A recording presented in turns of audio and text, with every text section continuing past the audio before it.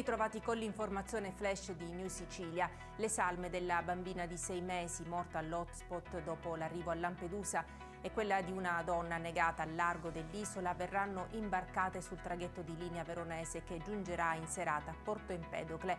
Entrambe le bare verranno portate al cimitero di Favara, dove la prefettura di Agrigento è riuscita a trovare dei posti per la sepoltura. Permetterà di incrementare la capacità di trasmissione nell'area e consentire il pieno sfruttamento dell'energia proveniente dai numerosi impianti di produzione di energia rinnovabile presenti. È entrata in esercizio la nuova stazione elettrica di Terna Pizzini in provincia di Catania, un investimento di oltre 50 milioni di euro che è stato finanziato dal Dipartimento Energia della Regione Sicilia. La squadra mobile di Caltanissetta ha arrestato 2 coniugi in flagranza di reato di detenzione ai fini di spaccio di droga. All'interno degli uffici la donna ha finto un malore prima di decidersi a consegnare un involucro contenente 30 grammi di eroina.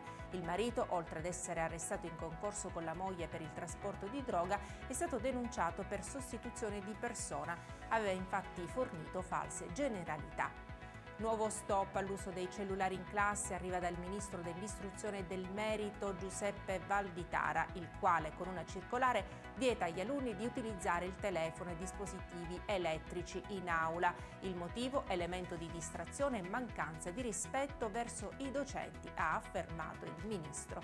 E con questa notizia per adesso è tutto, grazie per averci seguito e arrivederci.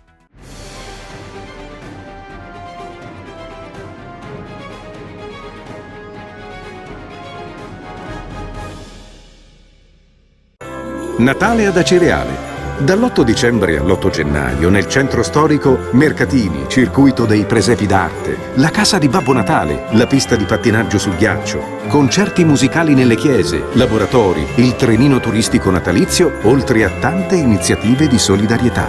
Il 24 dicembre alle ore 20 Uzzukku, tradizionale accensione. L'amministrazione comunale augura buone feste.